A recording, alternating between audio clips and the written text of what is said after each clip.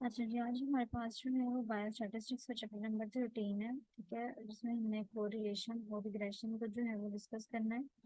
तो कोरिलेशन और regression basically आपकी, अगर आप कंटेंट को देखेंगे तो उसमें हमने सेपरेट सेपरेट मेंशन किया हुआ है इनको। ठीक है, और बुक के अंदर जो है वो हमारे पास एक ही चैप्टर है, उसके अंदर ये दोनों चीज़ें मेंशन की गई हैं। ठीक है, तो हम स्टार्ट करते हैं कोरिलेशन को। पहले हम इसकी इंपॉर्टेंट चीज़ों को देखेंगे। ठीक है, फिर हम जो है वो अपने चैप्टर की तरफ मूव ऑन करेंगे। तो सबसे पहले कह लें कि एक छोटे से नोट्स टाइप या आप इम्पोर्टेंट चीज़ें अगर हम इसकी डिस्कस करें, कोरिलेशन बेसिकली होता क्या है और कोरिलेशन के अंदर फर्दर जो उसकी टाइप्स हैं उनको डिस्कस करें। ठीक है, तो उसमें हमारे पास कौन कौन सी चीज़ें आ जाती हैं। सबसे पहले हमारे पास आता है कि कोई भी इस तरह का स्टैट, कोई भी इस तरह की वैल्यू जो कि बेसिकली दो वेरिएबल्स के दरमियान रिलेशनशिप को शो करती है, ये शो करती है कि दो वेरिएबल्स आपस में किस तरह से रिलेट कर रहे हैं। ठीक है, और कितना रिलेट कर रहे हैं, तो ये आपके पास कोरिलेशन आ जाता है। अब कोरिलेशन जो है आपके पास क्या है कि दो वेरिएबल्स हैं वो आपस में किस तरह रिलेट कर रहे हैं और कितना रिलेट कर रहे हैं, ये आपके पास कोरिलेशन है। कोरिलेशन आपके पास -1 भी हो सकता है। -1 का मतलब है जो कि नेगेटिव कोरिलेशन होगा, और जीरो हो सकता है। जीरो का मतलब है कि कोई भी कोरिलेशन, कोई भी रिलेशन जो है वो एग्जिस्ट नहीं करता। और +1 होता है, +1 का मतलब होता है परफेक्ट कोरिलेशन जो है वो एग्जिस्ट करता है। हम कोरिलेशन कोफिशिएंट को, अगर आपको एमसीक्यू भी आ सकता है कि कोरिलेशन कोफिशिएंट होता है उसको हम किससे डिनोटेड करते हैं, तो आप उसको आर से जो है वो रिप्रेजेंट करते हैं हम उसको। ठीक है, इसका इसके साथ आल्दो कोई लिंक नहीं बनता कि कोरिलेशन कोफिशिएंट है तो उसको आर से रिप्रेजेंट किया हुआ है, मतलब ना तो इसका इनिशियल है और ना कह लो कि उसके कोई सेकंड नेम है इसका। लेकिन ये कि आपने याद रखना है कोरिलेशन कोफिशिएंट को जो है वो हम आर से रिप्रेजेंट करते हैं। और ये बेसिकली होता क्या है, जो आपके दो वेरिएबल्स होते हैं उनके दरमियान जो रिलेशनशिप होता है उसकी कितनी स्ट्रेंथ है। ठीक है, कितना वो स्ट्रोंग है, कितनी स्ट्रेंथ है उसकी, कितने पॉइंट्स तक वो आपस में मैच कर रहा है या रिलेशनशिप कहाँ तक जा रहा है। तो ये सारी चीजें जो होती हैं वो हमारे पास कोरिलेशन कोफिशिएंट जो है वो रिप्रेजेंट करता है। कोरिलेशन कोफिशिएंट आपके पास जो है वो +1 से लेके -1 तक भी हो सकता है। ठीक है, आर को आपको लीनियर कोरिलेशन कोफिशिएंट कह सकते हैं, जो कि आपको इधर दो वेरिएबल्स के दरमियान जो है वो लीनियर रिलेशनशिप को डिस्कस करता है, ये लीनियर रिलेशनशिप को जो है वो बताता है। अब आपकी बुक के अंदर भी ये मेंशन है कि कोरिलेशन कोफिशिएंट जो है वो उसकी कितनी टाइप्स होती हैं, तो उसकी 5 तरह की जो है वो टाइप्स हैं। सबसे पहले आपके पास परफेक्ट पॉजिटिव आ जाता है। ठीक है, फिर परफेक्ट नेगेटिव कोरिलेशन आ जाता है, मॉडरेटली पॉजिटिव या पार्शियल पॉजिटिव कह सकते हैं आप, और मॉडरेट नेगेटिव या पार्शियल नेगेटिव कोरिलेशन कह सकते हैं।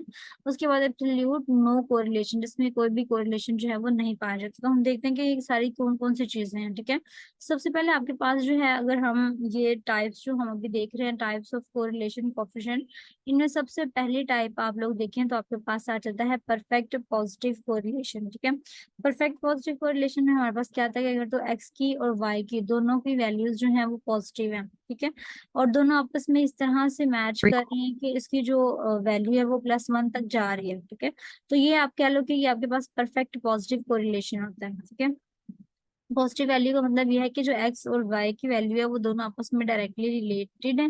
ठीक है, और अगर आप एक्स को इंक्रीज करोगे तो वाई की वैल्यू भी इंक्रीज होगी, और एक्स और वाई दोनों पॉजिटिव पॉजिटिव जो है वो हमारे पास डिजिट्स हैं। जैसे कि आपकी बुक के अंदर ये चीज एक बनी हुई है कि अगर हमारे पास पॉजिटिव परफेक्ट पॉजिटिव कोरिलेशन होता है तो उसका मतलब ये होता है जो एक्स है, यानी ये एक्स है आपके पास, ये जो हॉरिजॉन्टल लाइन है ना ये आपके पास एक्स को शो करती है, और ये जो वर्टिकल लाइन है ये आपके पास वाई को शो करती है। ठीक है, तो एक्स भी आपके पास पॉजिटिव वाले क्वाड्रेंट में जा रहा है। आपको पता नहीं ये 4 क्वाड्रेंट होते हैं, ये प्लस का होता है, ये भी प्लस का होता है, ये माइनस का होता है, और नीचे जो होता है वो भी माइनस का होता है। ठीक है, राइट साइड वाला प्लस का होता है, और अगर यहाँ से लेफ्ट पे जाएगा तो ये माइनस का होगा। ऊपर पॉजिटिव का होता है, अगर ये लाइन नीचे को जा रही होगी तो वो नेगेटिव की होगी। ठीक है, तो ये एक्स वाला भी पॉजिटिव है और ये वाई वाला भी पॉजिटिव है, तो दोनों पॉजिटिव और पॉजिटिव है, तो इस तरह से हम कहते हैं ये परफेक्ट पॉजिटिव को रिलेशन होता है, जिसमें एक्स भी हमारे पास पॉजिटिव होता है और y की वैल्यू भी ऑलमोस्ट पॉजिटिव में ही होती है। ठीक है, तो x और y अगर आपके पास पॉजिटिव होगा तो आपके पास जो रिलेशनशिप होगा बिटवीन द टू वेरिएबल्स यानी x और y के दरमियान परफेक्ट पॉजिटिव होगा। परफेक्ट नेगेटिव में हम कहते हैं कि अगर एक्स और वाई दोनों की वैल्यू नेगेटिव होती है, ठीक है, और उनकी वैल्यू आर की वैल्यू जो होती है हमारे पास -1 या इस तरह की कोई वैल्यू आती है, तो वो आप कह सकते हैं कि आपके पास परफेक्ट नेगेटिव कोरिलेशन है, ठीक है। अगर हमारे पास कहते हैं कि आर वैल्यू जो है अगर -1 है, तो ये हमारे पास इंडिकेट करती है परफेक्ट नेगेटिव रिलेशनशिप को, ठीक है।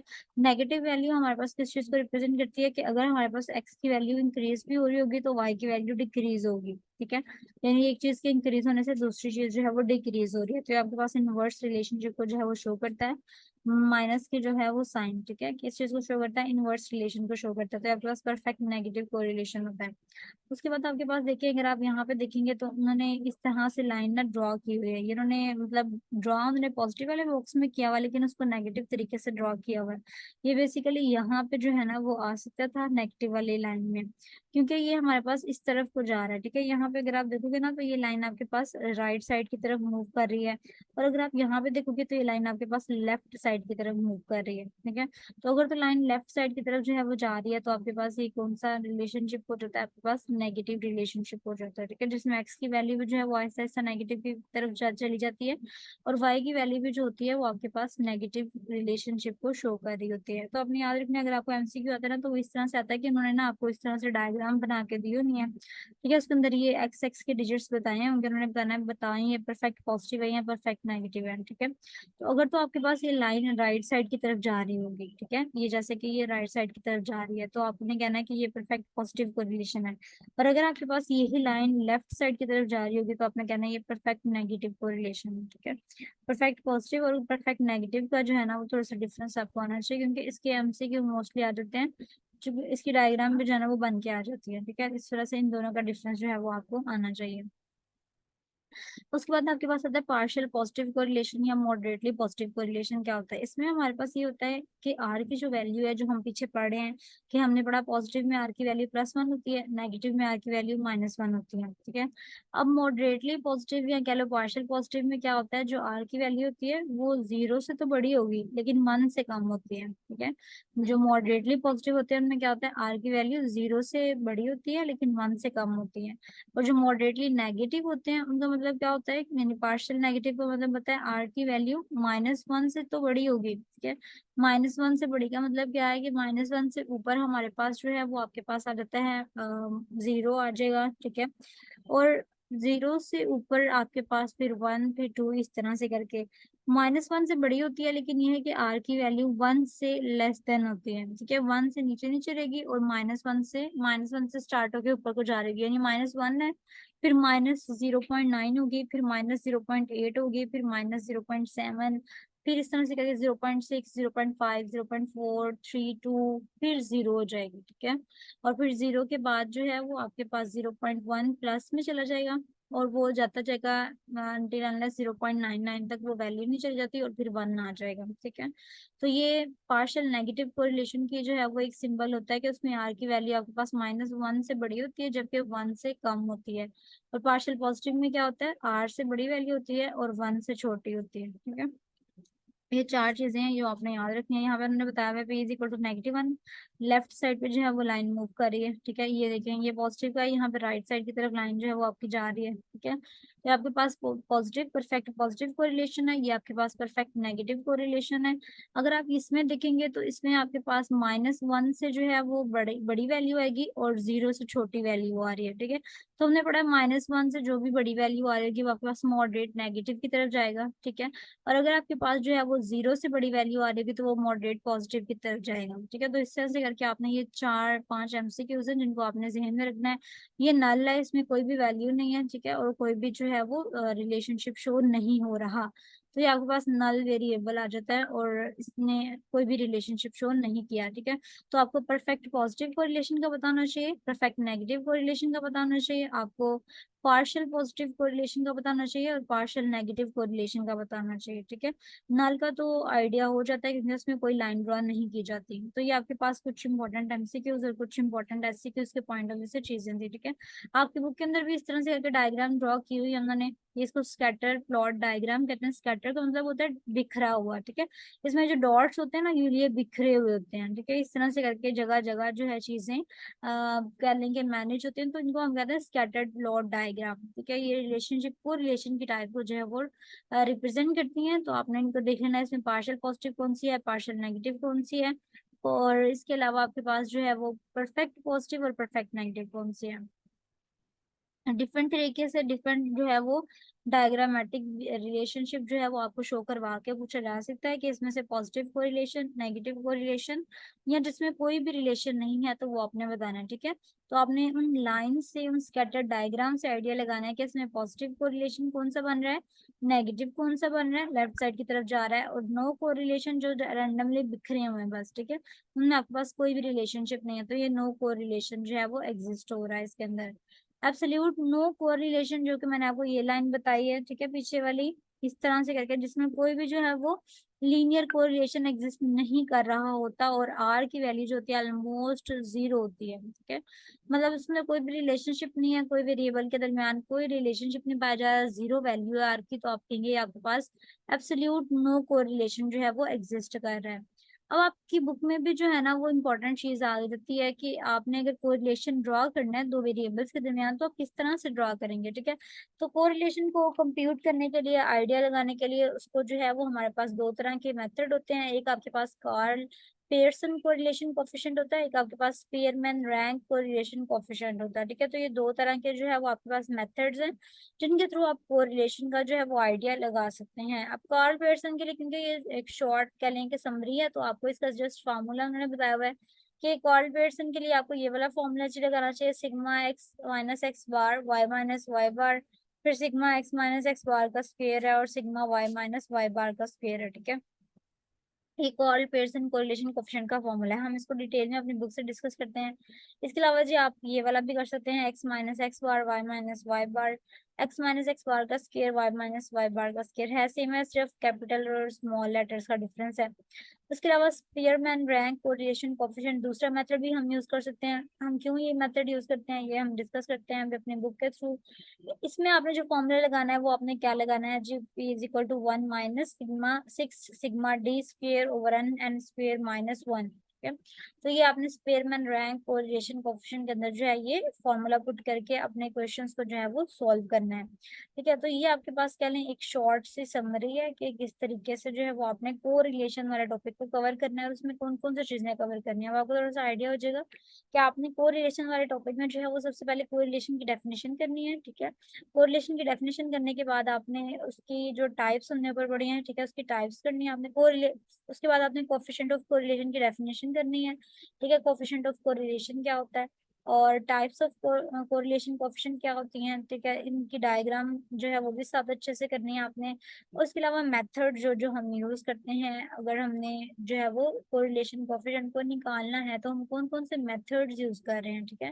तो ये चीजें भी जो है वो आपने साथ साथ डिस्कस करनी है और इनको मतलब इन चीजों को, ये 17 स्लाइड जो है इनको आपने रट्टा लगाना है और बाकी अपनी बुक से जो है वो आपने रीड करना है। आपकी बुक से भी मैं आपको निशान लगाऊंगी कोरिलेशन के।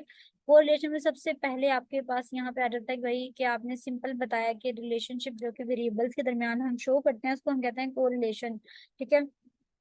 हाइट वेट में क्या रिलेशन है, टेम्परेचर और पल्स रेट में क्या रिलेशन है, हाइट में, सर्कुलेटेड प्रोटीन में या सरफेस एरिया में, क्या आपके पास सारा कोरिलेशन आ जाता है, ठीक है। और यहाँ पे उन्होंने जस्ट जो डेफिनेशन बताई यहाँ से शुरू होती है, द रिलेशनशिप और association between the two quantitatively measured or continuous variables is called correlation, ठीक है। ये आपके पास कोरिलेशन की डेफिनेशन आ जाती है। कोरिलेशन को आप इस तरह से भी कह सकते हो कि कोरिलेशन हम फाइंड आउट करते हैं तो वो फाइंड आउट द डिग्री या strength of association between the two variables, ठीक है। आपने दो वेरिएबल्स के दरमियान जो है वो degree of association find out करना है या strength of association find out करना है, तो उसके लिए आप क्या फाइंड करते हो, कोरिलेशन की वैल्यू फाइंड आउट करते हो। अच्छा, उसके बाद जो उन्होंने बताया हुआ है कि एक्स और वाई कब आपस में कोरिलेट करते हैं और कब जो है वो पॉजिटिव और कब नेगेटिव होते हैं, ठीक है। पॉजिटिव और नेगेटिव वो कहते हैं उस सूरत में होता है अगर एक्स की वैल्यू इंक्रीज है, वाई की वैल्यू इंक्रीज हो रही है तो ये पॉजिटिव होगा, एक्स इंक्रीज कर रहा है, वाई डिक्रीज कर रहा है तो ये नेगेटिव हो जाएगा, ठीक है। कोरिलेशन आपके पास लीनियर भी हो सकता है, नॉन लीनियर भी हो सकता है। अगर तो हमने पढ़ा कि एक्स और वाई की डायरेक्शन सेम है तो आपके पास कोरिलेशन लीनियर है, और अगर एक्स और वाई की जो वैल्यू है वो डिफरेंट है, ठीक है, तो वो आपके पास नॉन लीनियर रिलेशनशिप में चला जाता है। ठीक है, आगे हमने कॉल पेयर्सन का थोड़ा सा पढ़ लिया कि कॉल पेयर्सन को हम क्यों यूज करते हैं। जब भी हमने मेथड्स हम बेसिकली जब हमने रिलेशनशिप फाइंड आउट करना होता है बिटवीन दी टू वेरिएबल्स, तो उसके लिए हम कॉल पेयर्सन का फॉर्मूला जो है वो यूज करते हैं। ठीक है, 5 टाइप्स हैं, यहाँ पे भी वही मेंशन है जो हमने स्लाइड्स में पढ़ी है, आप लोग यहाँ से भी वही कर सकते हो। 5 टाइप्स ऑफ कोरिलेशन जो होती हैं वो कौन कौन सी है। परफेक्ट पॉजिटिव है, परफेक्ट नेगेटिव है, पार्शियल पॉजिटिव है और पार्शियल नेगेटिव के बाद एब्सोल्युटली नो कोरिलेशन। ठीक है, तो ये 5 टाइप्स हैं जो हमने उसके अंदर पढ़ी है। सेम वही मेंशन है, अगर तो दो वेरिएबल्स आपस में डायरेक्टली प्रोपोर्शनल है, एक के बढ़ने से दूसरा बढ़ रहा है तो ये परफेक्ट पॉजिटिव है। अगर तो दो वेरिएबल एक बढ़ रहा है दूसरा कम हो रहा है तो ये आपके पास परफेक्ट नेगेटिव कोरिलेशन आ जाता है। ठीक है, आर में आर की वैल्यू नेगेटिव होती है। पार्शियल पॉजिटिव में आता है कि जीरो की वैल्यू हमने पढ़ा, आर की वैल्यू सॉरी जीरो से बड़ी होती है और 1 से कम होती है। और पार्शियल नेगेटिव में आर की वैल्यू जो होती है वो -1 से ज्यादा होती है लेकिन 0 से कम होती है। ठीक है, और एब्सोल्युटली नो कोरिलेशन में कोई भी रिलेशनशिप जो है वो नहीं पाया जाता। ये इस तरह से डायग्राम्स हैं कुछ, ये देखें, अगर राइट साइड पे जा रही है आपके पास परफेक्ट पॉजिटिव है, ये लेफ्ट साइड पे जा रही है आपके पास परफेक्ट नेगेटिव है। ठीक है, और ये आपके पास उन्होंने रैंडम वैल्यूज जो है वो बताई हैं, economic status, age of husband, इस तरह से ऐड किया। और एब्सोल्यूट नो कोरिलेशन को आप इस तरह से प्लस की फॉर्म में रिप्रेजेंट करते हो। ठीक है, अब वो जो मेथड्स हमने पढ़े थे 2 तरह के पढ़े थे, इन्होंने जरा 3 बता दिए। स्कैटर डायग्राम हमने पढ़ा था, स्कैटर डायग्राम में हम क्या करते हैं कि डॉट्स के थ्रू जो है ना वेरिएबल्स को रिप्रेजेंट कर रहे होते हैं। ठीक है, उसके बाद आपके पास कोरिलेशन कोएफिशिएंट का दूसरा मेथड है कोवेरिएंस मेथड, या आपको कॉल पियर्सन मेथड कहते हैं इसको। ठीक है, ये आपके पास दूसरा मेथड आ जाता है। कॉल पियर्सन में हम क्या करते हैं कि कोएफिशिएंट ऑफ रिलेशन आर के लिए एक फॉर्मूला पुट करते हैं। वो फॉर्मूला कौन सा होता है जी, ये वाला फॉर्मूला होता है सिग्मा एक्स माइनस एक्स बार का एक्स बार वाई माइनस वाई बार। ठीक है, और सिग्मा एक्स और सिग्मा वाई, तो स्टैंडर्ड डेविएशन का एक्स और स्टैंडर्ड डेविएशन का वाई, ये वाला फॉर्मूला हम यूज कर सकते हैं। ठीक है, नीचे उन्होंने बताया ए एम किसके लिए स्टैंड करता है, एक्स किसके लिए स्टैंड करता है। ए एम का मतलब होता है एज्यूमिंग। ठीक है, और आपके पास एक और फॉर्मूला भी है अगर ग्रुप फॉर्म में दिया हो। ठीक है, ये उन्होंने अनग्रुप डाटा के लिए ये फॉर्मूला आपने लगाना है। अनग्रुप का मतलब ये है कि वो टेबल नहीं बना हुआ। ठीक है, अनग्रुप डाटा के लिए आपने ये फॉर्मूला लगाना है, अगर आपको ग्रुप डाटा आ जाता है तो आपने ये वाला फॉर्मूला लगाना है, sigma x y over n minus sigma x over n. आगे उन्होंने यूज भी करके दिखाया हुआ है। ठीक है, एग्जाम्पल्स के अंदर आप वहां से भी देख सकते हैं। इसके अलावा जी कॉल पेयर्सन का फॉर्मूला जो होता है ये भी इस तरह से भी होता है, r is equal to sigma d x d y over sigma d x का स्क्वायर सिग्मा डी वाई का स्क्वायर। क्या एक एग्जांपल उन्होंने आगे दे दिया कि आप फॉर्मूला पुट करके देखें और बताएं कि आपको कितनी कुछ अच्छी जो है इसकी समझ आती है। उन्होंने एक इंटेलिजेंस टेस्ट जो है वो करवाया है, और ये बेसिकली हमारे पास कौन सा डाटा, ग्रुप्ड डाटा है। ठीक है, अब देखिए उन्होंने हमारे पास एक इंटेलिजेंस टेस्ट करवाया है बच्चों के अंदर, उनके रिजल्ट्स कुछ इस तरह से आए हैं कि पहले बच्चे के अंदर इंटेलिजेंस टेस्ट स्कोर 7 था और मार्क्स जो थे वो उसके 9 आए, 10 आए। ठीक है, फिर 6 था, फिर 7 मार्क्स आए, 5 वाले के 4 आए।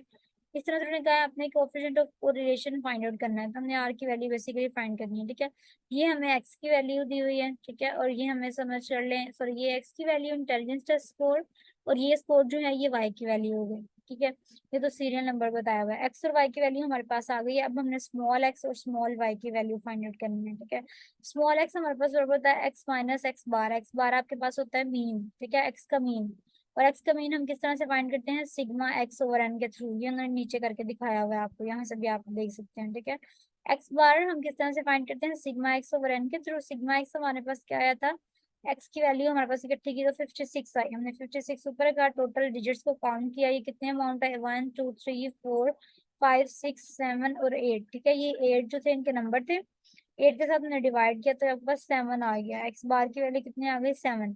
तो एक्स आपके पास कितना था, 7, एक्स बार आपके पास कितना था, माइनस आपने किया 7 को, तो ये आपके पास स्मॉल एक्स की वैल्यू आ गई 0। फिर आपके पास एक्स की वैल्यू है 6 और एक्स बार की वैल्यू है 7।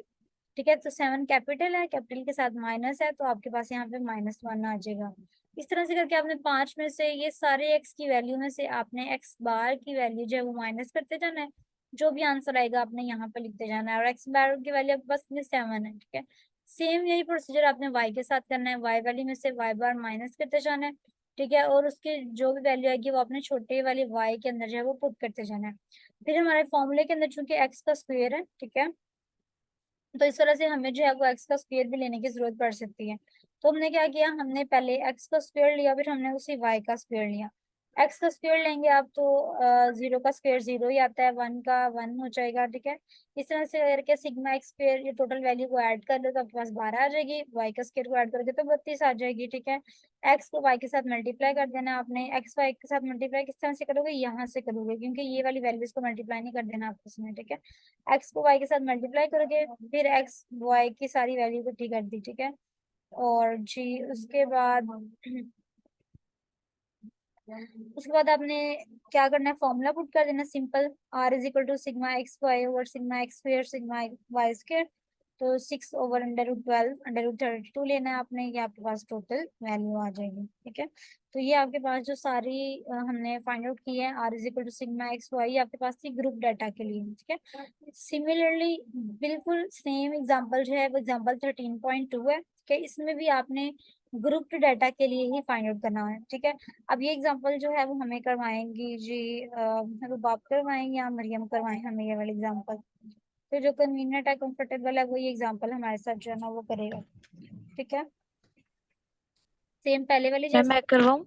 हाँ आप करवाएं मरियम।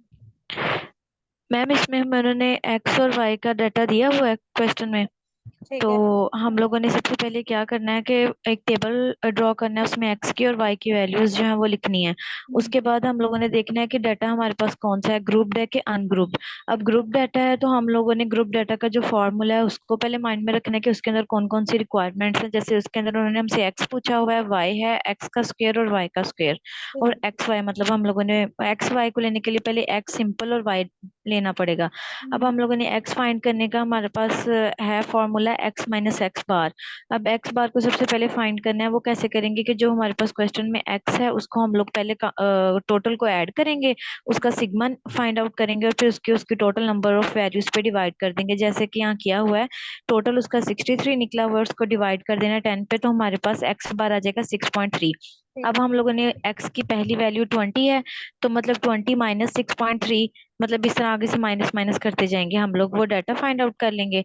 ऐसे ही हम लोग वाई का फाइंड करेंगे। वाई की जैसे लिखा हुआ है यहाँ पर हमारे पास है, जो डाटा दिया हुआ है उसका भी ऐसे सिग्मा वाई बाई एन करेंगे। उसका सिग्मा हमारे पास 35 आया है, तो उसको ओवर में हम उसकी टोटल वैल्यूज 10 है तो उसका भी हम 3.5 निकालेंगे। ऐसे ही उसको वाई माइनस वाई बार करके वो सारा डाटा फाइंड आउट करेंगे।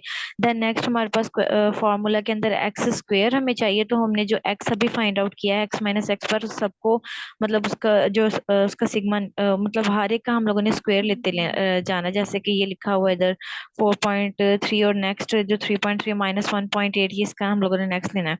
आगे फोर्थ वाई स्क्वायर है, उसका भी जो आंसर निकला है हर एक का स्क्वायर लेते जाना है, और एक्स वाई मीन जो एक्स आया है और वाई आया दोनों को आपस में मल्टीप्लाई करते जाना है। अप्लाई करना अब ठीक हम है। लोगों ने अपना फॉर्मूला लिखना है, sigma x y over square root से मतलब सिग्मा एक्स स्क्वायर और अंडर रूट जो है वो सिग्मा वाई स्क्वायर। वाई का अब सिग्मा स्क्वायर। एक्स वाई, हाँ जी, एक्स वाई के अंदर जो उसका हम लोगों ने उसको ऐड अप किया उसके आंसर को वो लिखना है, और फिर एक्स स्क्वायर और वाई स्क्वायर ऐसे फॉर्मूला में पुट करना है, उनका अंडर रूट लेना है, स्क्वायर रूट लेना है, और जो आंसर आएगा उसको आपस में सोल्व करना है डिवाइड करके, और वो हमारे पास आंसर आ जाएगा 0.9। अच्छा गुड हो गया, वेरी गुड वेरी गुड। ठीक है, तो सबको समझ आ गई है ना इस एग्जांपल की, तकरीबन ये दोनों सेम सेम मेथड से हुई हैं, ठीक है। फॉर्मूला सेम लगा हुआ है। अनग्रुप के लिए उन्होंने आपसे करवाई नहीं है, ठीक है। वैसे आप अनग्रुप के लिए भी एक एग्जांपल के तौर पे अपने तौर पे कर सकते हो, लेकिन ये दोनों जो है वो ग्रुप डाटा के लिए, और दोनों में सेम फॉर्मूला लगा है, sigma x y over sigma x square और सिग्मा वाई स्क्वायर। बहुत इंपॉर्टेंट एग्जांपल्स हैं, आप भी जाते हैं कोरिलेशन और रिग्रेशन में से जरूर कोई ना कोई क्वेश्चन जो है ना वो आ जाता है, ठीक है। तो ये आपने अच्छे से करना है। उसके बाद आपके पास जो सेकंड वाला मेथड था रैंक कोरिलेशन, ठीक है, रैंक मेथड जो होता है, इसमें हमारे पास क्या होता है कि हम वेरिएबल की जो मैग्नीट्यूड होती है उसके ऊपर बेसिकली हमारा कोरिलेशन कोएफिशिएंट जो होता है वो बेस कर रहा होता है, ठीक है। हम इसके लिए क्या करते हैं, इसके लिए हम रैंकिंग मेथड जो है वो यूज करते हैं। हम वेरिएबल्स की रैंक बेस पे जो है ना ऑर्डर पहले उनको देते हैं, और उसके बाद जो है वो हम उसको असाइन करने के बाद, नंबर असाइन करने के बाद जो है वो हम कोरिलेशन कोएफिशिएंट जो है वो फाइंड आउट करते हैं। अब ये सारा मेथड होता किस तरह से हम इसको देख लेते हैं, हम एग्जांपल समझेंगे तो हमें समझ आ जाएगी। इसमें आपके पास ये जो पी टाइप बना हुआ है इसको हम रो कहते हैं, ठीक है। इसको आप लोग रो कहोगे, रो आपके पास बराबर होती है 1 minus 6 sigma D square over N square minus 1, ठीक है। तो आपके पास इसमें डी जो है वो आपके पास दो रैंकिंग नंबर जो आपने बनाने हैं उनका डिफरेंस होगा, एन जो है वो आपके पास नंबर ऑफ ऑब्जर्वेशन होती हैं। ठीक है। इन्होंने एक टिप बताया हुआ यहाँ पे कि अगर आपने रैंक को सर्टेन करना है, यकीनी बनाने के लिए आपने क्या करना है जी, अगर एक सीरीज है, two or more individuals have the same score, तो आपने average of the rank find out करना है और रैंक के अकॉर्डिंग जो है वो उनको नंबर असाइन करना है। ठीक है, हम यहाँ से पढ़ते हैं तो हमें समझ आ जाएगा। सबसे पहले आपने एग्जांपल देखना है, इसमें आपने लिखा हुआ है कि 10 स्टूडेंट्स जिनकी फॉलोइंग परसेंटेज है। ठीक है, एनाटॉमी के अंदर इनकी ये परसेंटेज है, फिजियोलॉजी के अंदर इनकी ये परसेंटेज है। तो आपने रैंक कोरिलेशन कोफिशिएंट जो है वो फाइंड आउट करना है। ठीक है, अब देखिए आपके पास एनाटॉमी के मार्क्स आ गए, फिजियोलॉजी के मार्क्स आ गए। ठीक है, अब हमने कोरिलेशन कोफिशिएंट उन्होंने प्रॉपर लिखा हुआ रैंक कोरिलेशन कोफिशिएंट। ठीक है, अब पहले जब आप क्वेश्चन देखेंगे ना तो उसमें आपके पास रैंक का वर्ड यूज नहीं था हुआ। ठीक है, सिर्फ यूज हुआ था कैलकुलेशन फॉर कोफिशिएंट कोरिलेशन। ठीक है, आपने सिर्फ कोरिलेशन कोफिशिएंट फाइंड आउट करना था, रैंक वाला नहीं था फाइंड आउट करना। अब उन्होंने प्रॉपर खुद लिख दिया कि आपने रैंक वाला कोरिलेशन कोफिशिएंट फाइंड आउट करना है। तो रैंक वाला कोरिलेशन कोफिशिएंट फाइंड आउट करने के लिए आपने क्या करना है, सबसे पहले एक्स यानी एनाटॉमी के मार्क्स लिख दिए, बायो फिजियोलॉजी के मार्क्स लिख दिए, फिर आपने क्या किया, रैंक यानी इनको जो है वो रैंक करना जो है वो स्टार्ट करना है। ठीक है, इसमें आपके पास ये आता है कि आपने रैंकिंग किस ऑर्डर से करनी होती है, आपने सबसे पहले 1 2 के हिसाब से जो है ना वो करनी होती है। ठीक है, यानी जो सबसे ज्यादा मार्क्स हैं वो आपने 1 रखने हैं। ठीक है, जो उससे कम है वो आपने 2 रखने हैं। अब देखिए सबसे ज्यादा आपके पास 90 थे मार्क्स। ठीक है, उसको आपने 1 कर दिया, रैंक आपने इसको दिया 1। ठीक है, 1 आपका इधर आ गया। अब उससे ज्यादा देखें किसके मार्क्स है, 90 से ज्यादा आपके पास कौन से मार्क्स आ रहे हैं, 90 से ज्यादा हमारे पास 78 आ रहा है। ठीक है, अब 78 को हमने 2 देना था, लेकिन अब देखिए 78 हमारे पास 2 है। ठीक है, तो हमने क्या करना है, दोनों 78 जो है वो 2 नंबर पे आ रहे हैं, तो हमने दोनों को 2.5 का रैंक दे देना है। ठीक है, क्योंकि ये 2 हैं तो आधा आधा दोनों में डिवाइड हो जाता है जी। 2.5 इसको नंबर देंगे, 2.5 इसको देंगे। ठीक है, अब आपने इसके बाद देखना है आपके पास, और जब आपने रैंक दे दिया मतलब जो 3 वाला रैंक था वो अब आपने नहीं लिखना, क्योंकि आपने थर्ड वाला नंबर असाइन कर दिया, थर्ड वाले नंबर को भी 2.5 मार्क्स दे दिए हमने। ठीक है, उसके बाद अब आपने फोर्थ वन वाला तलाश करना है। फोर्थ वन वाला आपने देखना है जी, 78 से नीचे आपके पास 75 आ जाता है। ठीक है, 75 के बाद आपके पास फिफ्थ वन वाला 65 आ जाता है। ठीक है, 65 के बाद आपके पास जो है वो सिक्स वाला आपने देखना है 62 है, 45 है। लेकिन सिर्फ आपने ये समझना है, आपको बताने का मकसद सिर्फ ये है कि आपने फर्स्ट वाले के बाद अगर आपके पास सेकंड वाला नंबर जो है वो 2 है, तो आपने क्या करना है, सेकंड और थर्ड को जो है सिंपल हम इस तरह भी करते हैं कि 2+3 करते हैं। ठीक है, यस मैम, यही टू मैं प्लस कहने थ्री लगी थी करके कि वो हाँ उसको 2 से डिवाइड कर देते 5 हैं। 5 है तो दो हमारे पास वैल्यूज हैं, उसको डिवाइड कर हाँ, देंगे, आधा उसको दे तो देंगे टू आधा पॉइंट उसको फाइव दे और देंगे। 2.5 आ जाता है। ठीक है, इस तरह से भी आप कर सकते हैं, यानी जो जो नंबर आ रहा होता है ना, 2 आ रहा है और 3 आ रहा है, 2 और 3 को ऐड करो और उसको 2 पे जो है वो डिवाइड कर दो, तो आपके पास 2.5 आ जाता है। ठीक है, इस तरह से भी जो है वो हम कर सकते हैं। उसके बाद आपने R2 देखना है, RY यानी Y का हमने रैंक ऑर्डर देखना है। फर्स्ट नंबर पे आपके पास यही है 86, सेकंड नंबर पे आपके पास 84 है। ठीक है, थर्ड नंबर पे 82 है। उसके बाद फोर्थ वन वाले पे देखें 60 है और 60 है, 4+5। ठीक है, और उसको 2 पे डिवाइड कर दें, 4+5 उसको 2 पे डिवाइड करेंगे तो 9/2 हो जाएगा, तो हर एक का आंसर 4.5 आ जाएगा। ठीक है, तो इस तरह से करके आपने इसके 4.5 लिख दिया, इसके आगे भी 4.5 सिमिलरली सारा ऑर्डर आपने अरेंज करने के बाद आपने डी फाइंड आउट करना। डी क्या था हमारे पास, डिफरेंस था, difference is equal to RX minus RY।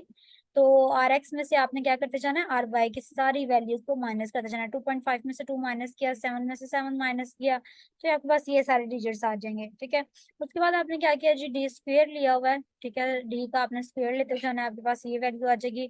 और सिग्मा जब आप करेंगे तो आपने इन सबको जो है वो एड अप कर देना, 16.5 वैल्यू आ जाती है। उसके बाद आपने सिंपल अपना फॉर्मूला लगा देना है, rho is equal to 1 - 6 sigma D square over N square -1। ठीक है, और जब आप ये फॉर्मूला लगाएंगे, सिंपल कुछ भी नहीं करना है, इसमें सिर्फ वैल्यूज पुट करनी है और आपके पास 0.9 जो है रो का आंसर आ जाएगा, जो आपके पास कोरिलेशन कोएफिशिएंट है रैंक वाले मेथड के साथ। ठीक है, तो इस तरह से करके हमने जो है वो अपना ये वाली एग्जांपल 13.3 जो है वो आपने सॉल्व करनी है। अब इसके बाद ये कि आपकी जो नेक्स्ट एग्जांपल है वो भी इस तरह से ही है, रैंक कोरिलेशन कोएफिशिएंट। अब ये हमें कौन करवाएगा ये हमें करवाएंगी वजीहा। 13.4 एग्जाम्पल जो है ना वो बिल्कुल जैसे ऊपर वाली एग्जाम्पल थी पहले वाली, ठीक है, जो हमने अभी भी की है, बिल्कुल उसके जैसी है। अगर वजीहा है यहाँ पे तो वजीहा करवा देंगे, और रुबाब दोनों में से कोई एक बच्चा एग्जाम्पल करवाएगा 13.4। मेथड सारा वही है, ठीक है, जो हमने बिल्कुल अभी पिछले एग्जाम्पल में डिस्कस किया है।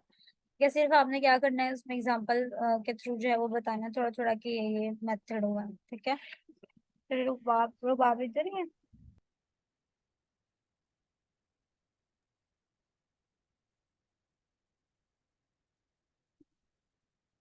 रुबाब आपकी आवाज नहीं आ रही, माइक ऑन है लेकिन आवाज नहीं आ रही। हाँ अब आई है, अभी भी नहीं आई बल्कि, बस मैम थोड़ी सी इसमें है। ये है कि इन्होंने हमें ग्रुप्ड फॉर्म में डाटा दिया है, वो एक्स की वैल्यू दी हुई है और वाई की वैल्यू दी हुई है। इसमें हम्म। भी अब हम रैंकिंग करनी है, तो सबसे पहले हम हमारे पास जो एक्स वाला डाटा दिया हुआ है इसकी हाँ रैंकिंग करेंगे। सबसे हाईएस्ट में मतलब इसमें जो आ रहा है वो 92 है, देन 89 है, फिर 87 है, फिर 86 है, उसके ठीक है। बाद 83 है। इस तरीके से हम लोगों ने एक्स वाली भी रैंकिंग कर लेनी है और वाई वाली की भी रैंकिंग जो है वो हम लोगों ने कर लेनी है। ठीक है। मतलब ये हमारे पास डाटा फाइंड हो गया, तो अब हमने डी को फाइंड करना है। तो डी को फाइंड ठीक करने है। के लिए हम दोनों की रैंकिंग की है, तो इसमें से आर एक्स को हम लोग माइनस कर देंगे आर वाई से। जो हमारे हम्म। पास वैल्यू आएगी डी, देन हम उसका स्क्वायर ले लेंगे।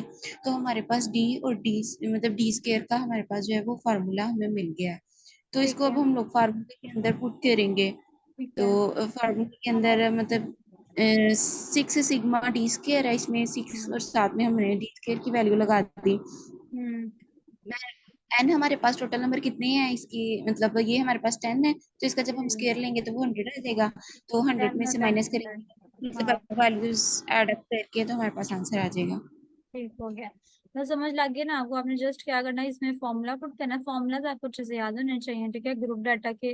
और रैंक मेथड का फॉर्मूला क्या होता है, और जो कोरिलेशन कोएफिशिएंट अगर आपने फाइंड आउट करना है दूसरे मेथड से, ठीक है, तो उसका फॉर्मूला भी जो है वो आपको आना चाहिए।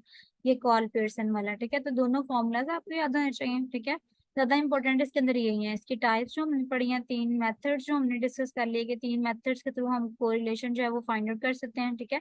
ये वाले 3 मेथड आपको याद होने चाहिए, नाम भी और फॉर्मूलाज भी। और ये जो हमने ऊपर 5 जो है वो इसकी टाइप्स पढ़ी हैं कोरिलेशन की, ये आपने करनी है। और इसके साथ कोरिलेशन की डेफिनेशन और कोरिलेशन कोफिशिएंट की डेफिनेशन, ठीक है। ये 2 डेफिनेशन जो है ना ये आपको आनी चाहिए, ठीक है। तो मेरे ख्याल से इतना ही काफी है। हम जो रिग्रेशन वाला टॉपिक है ना ये हम अपना नेक्स्ट लेक्चर में डिस्कस कर लें, लेकिन रिग्रेशन भी जो है ना वो काफी लेंथी भी है और समझने वाला भी है, ठीक है। तो आपने ये ऊपर वाली एग्जांपल्स अच्छे से करनी है, ठीक है, कोरिलेशन वाली और रिग्रेशन वाली। और इसके साथ जो आपको मंडे का टेस्ट अपना याद है, आज सैटरडे है ना, तो मंडे को आपका टेस्ट भी था शायद कल्चर का, आई थिंक सो, ठीक है। तो टेस्ट की आपने अच्छे से प्रिपरेशन करनी है और भूलना नहीं है उसको, ठीक है। और कोई बहाना वगैरह भी नहीं चलाना है, क्योंकि अब आपको काफी टाइम मिल गया टेस्ट के लिए, ठीक है। तो कल्चर का टेस्ट इंशाल्लाह आपका जो है ना वो मंडे को होगा। और फिर मैं आपके साथ शेयर कर दूंगी, तो वो 5 बजे तक शेयर कर दूंगी, और आपने जो है ना उसको अटेम्प्ट करके मुझे 6 बजे तक या 6:30 बजे तक जो है ना वो सेंड कर देना है, ठीक है। तो अगर आपको कोई मैम क्वेश्चन है, हाँ जी। मैम लास्ट टाइम जो था हमने बायोस्टैट का सिर्फ सैम्पलिंग पढ़ा था, कि सैम्पलिंग के साथ हमने कुछ और भी डिस्कस किया था? सैम्पलिंग की टाइप्स थी आई थिंक सो, और सैंपल वगैरह हमने डिस्कस किया था। उसके 2 चैप्टर्स है ना आपके मैम जो बायोस्टैट के आपने अंदर। रिकॉर्डिंग शेयर की थी ना, उसमें तो मतलब सिर्फ सैम्पलिंग वाला ही था। तो दूसरी वीडियो शायद आपको नहीं मिली होगी। कौन सा सैम्पलिंग में हमारे पास 2 चैप्टर्स हैं वैसे हमारी बुक के अंदर जो है। मैम वो वाला मैं था कि आपको उसमें बस आपने सैम्पलिंग की टाइप्स करवाई थी। मैं आपको मैम सिर्फ दिखाती हूँ। चैप्टर 7 किया था हम लोगों ने। हाँ, वैसे बुक के अंदर 2 चैप्टर्स हैं, बल्कि मैं बुक मेरे पास यस ही मैम, वो मैम आपने सैम्पलिंग कहा, डिस्ट्रीब्यूशन सैंपल साइज वाला है, चैप्टर 8। अच्छा, हमारे मैम पास आपने क्या सिर्फ 7 सैम्पलिंग करवाया था। टेक्निक्स, सैम्पलिंग टेक्निक्स पढ़ी थी हमने शायद। जी मैम, आपने कहा था कि जो दूसरा है ना, तो वो मतलब ये 2 पीडीएफ में है चैप्टर्स, लेकिन आपने सिर्फ हम्म, चैप्टर 7 करना है इस पीडीएफ से ना। तो वो ठीक है। रिकॉर्डिंग के अंदर भी आपने सिर्फ सेकंड मतलब 7 चैप्टर ही पढ़ाया था, 8 नहीं पढ़ाया था। ठीक है, मतलब sampling distribution and sample size वाला भी जो चैप्टर है हमने भी करना है, ठीक है, पीछे से। जी वो आपने मतलब जो पीडीएफ सेंड की थी उसमें दोनों कंबाइन ही थे, लेकिन उसमें से एक पढ़ाया था और पढ़ाया नहीं आपने था, साथ मेंशन। पढ़ाया सिर्फ 7 जी था। हाँ जी, वो मेंशन भी किया था आपने कि सिर्फ इस पीडीएफ में से एक ही चैप्टर करना है आपने। सही है। तो चैप्टर अब ये 7। चैप्टर नंबर 13 हमने कोरिलेशन पढ़ा है ना, तो इसके बाद हम रिग्रेशन पढ़ेंगे। तो रिग्रेशन के बाद ना आपका जो सैम्पलिंग डिस्ट्रीब्यूशन और सैंपल साइज डिटर्मिनेशन वाला चैप्टर है ना, चैप्टर नंबर 8 पहले हम कवर करेंगे। ठीक है, फिर उसके बाद हम देखेंगे कि जी अगर कोई मैम। और टॉपिक रहता हुआ ना आपके कंटेंट में से, फिर हम वो कवर करेंगे। ठीक हो गया? Okay ma'am. हाँ, इस तरह से करेंगे फिर। ठीक है, अब मैं फिर मीटिंग एंड करती हूँ। आप लोगों का लेक्चर तकरीबन खत्म हो गया। आज इसको अच्छे से जाके पढ़ें, और बल्कि कल्चर